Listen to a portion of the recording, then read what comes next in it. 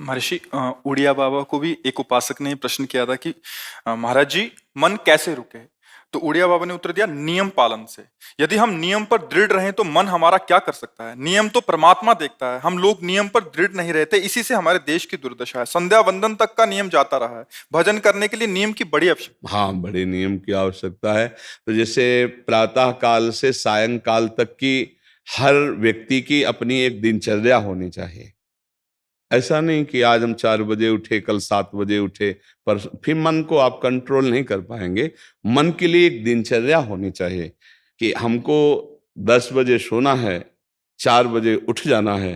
तो फिर 4 से 4:15 नहीं होना चाहिए, 4 बजे उठ जाना, ऐसा नियम बना ले। और उठ करके हमको थोड़ी देर नाम जप करना है, थोड़ी देर हमें वाणी जी का गायन करना है, थोड़ी देर हमें ध्यान, एक अपनी दिनचर्या। फिर हम अपने संसार के कार्य के नियम, जो संसार के कार्य हैं, उनको भी करते हुए भगवान को समर्पित करें। जैसे जो पद में है, जो आपको राष्ट्र सेवा मिली है, जो आपको समाज सेवा के पद मिले हैं, या आपको जो घर की सेवा के कार्य मिले हैं, उनमें बहुत धर्म पूर्वक आचरण होना चाहिए।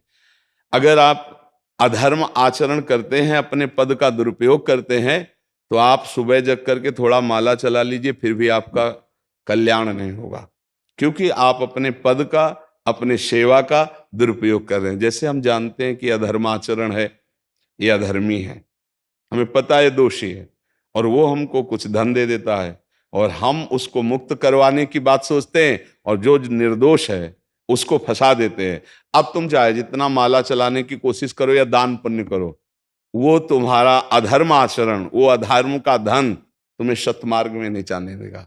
नियम लेना चाहिए कि जिस पद में है, जिस धर्म में है, जिस कर्तव्य में है, चाहे कुछ भी हो जाए, हम अपने कर्तव्य से विमुख नहीं होंगे।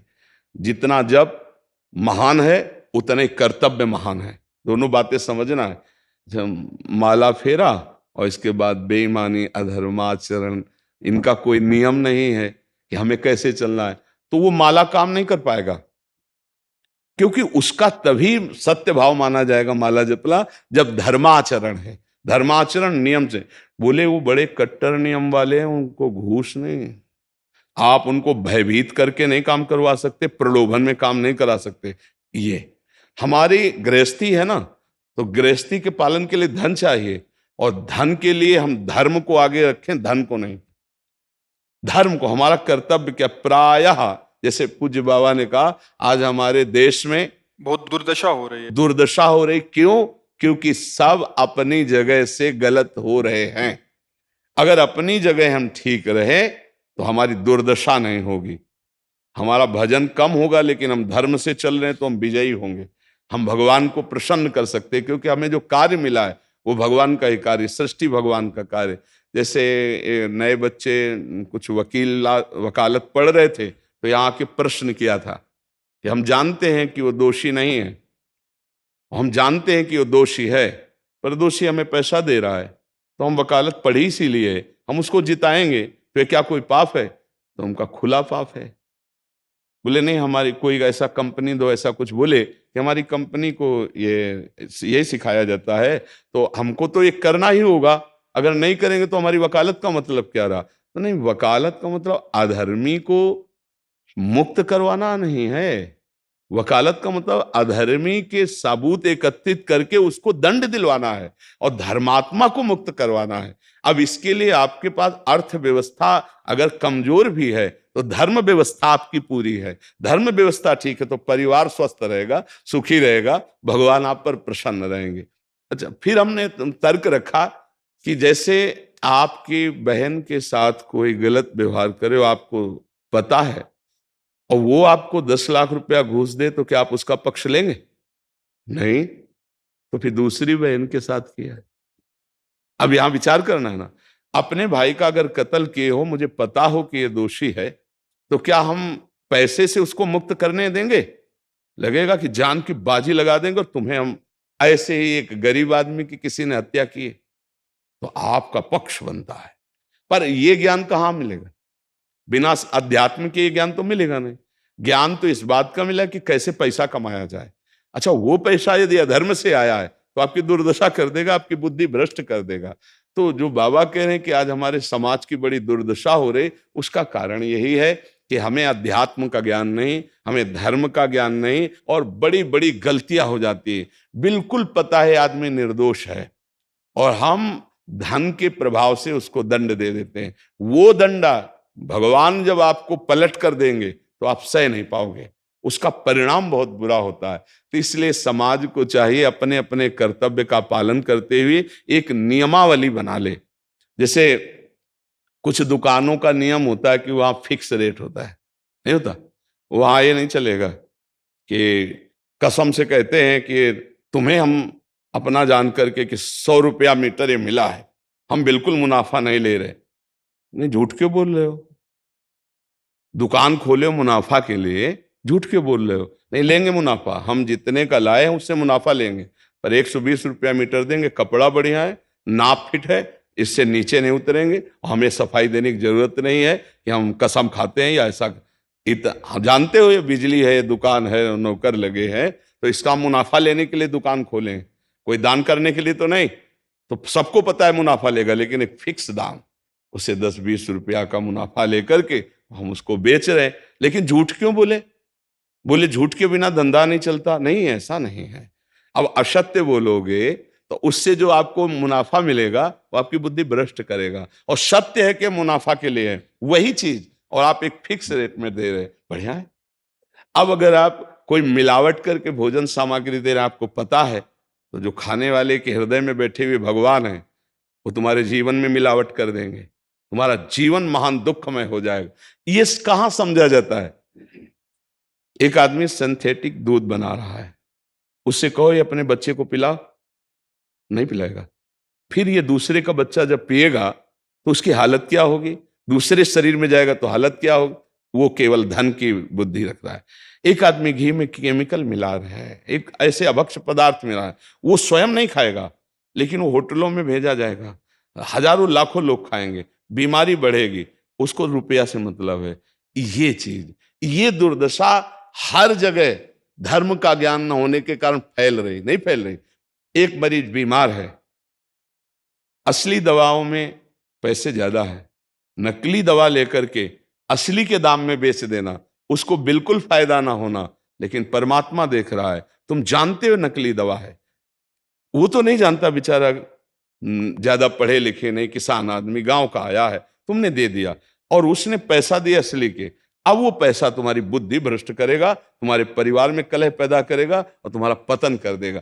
ऐसे हर डिपार्टमेंट में, हर विषय में यदि हम अपने धर्म से चले, अपने सत्य से चले, और थोड़ा भी भजन होगा, वो आपको उत्तम गति प्रदान करेगा।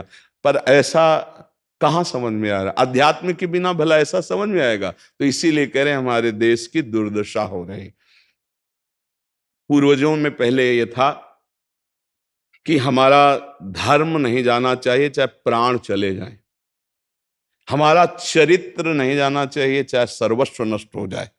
आज इसकी कोई परवाह नहीं, तो उसी से बुद्धि भ्रष्ट हो जाती है, जीवन एक पशुवत आचरण वाला हो जाता है, और वो अपने को बड़ा सुखी समझने लगते हैं कि हमारे पास बड़ा वैभव है। लेकिन प्यारे, उस दिन को याद करो जिस दिन तुम्हारा आखिरी समय होगा, ना तुम्हारा फार्म हाउस जाएगा, ना महल तुम्हारा जाएगा, ना बैंक बैलेंस जाएगा, ना कोई व्यक्ति, और ना ये शरीर। अब तुम्हारे कर्म तुमको भोगवाएंगे। उस समय की कौन याद करता है?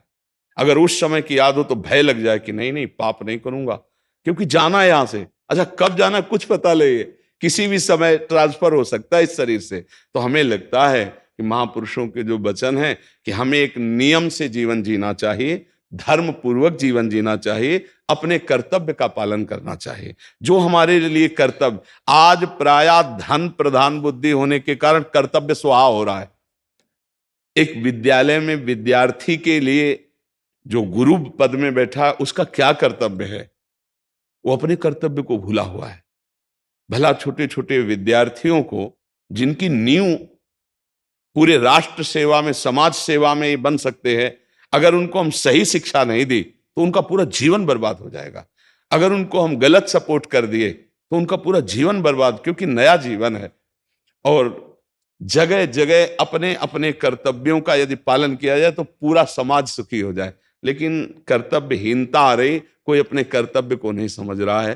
तो यही बात महापुरुष जनों को दुख लगता है कि अगर सब अपने कर्तव्य का पालन करें, धर्म का पालन करें, भगवान का नाम जप करें तो सब सुखी हो जाए। सुख सब चाहते हैं और आचरण दुख वाले करते हैं, इसीलिए सुख नहीं मिल रहा है, परिणाम में हमें दुख मिल रहा है।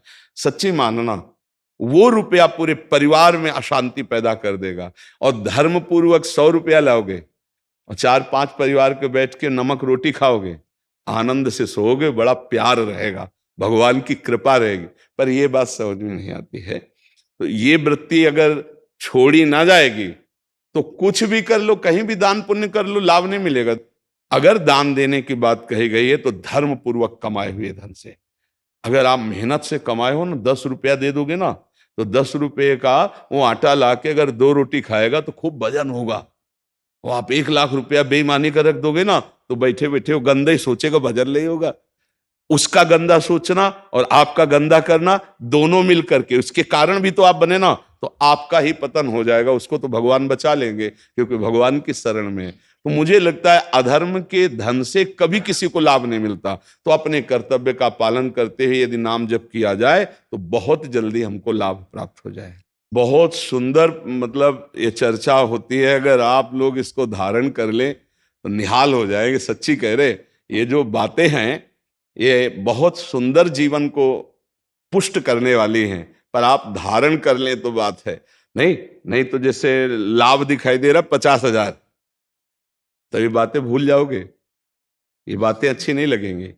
हे यार, बहुत बढ़िया काम घर में आएगा, पर हमारी ये बात ध्यान रखना, वो 50,000 घर में अशांति पैदा कर देगा।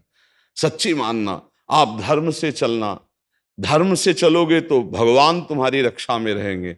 अधर्माचरण, देखो कैसी कैसी घटनाएं होती हैं।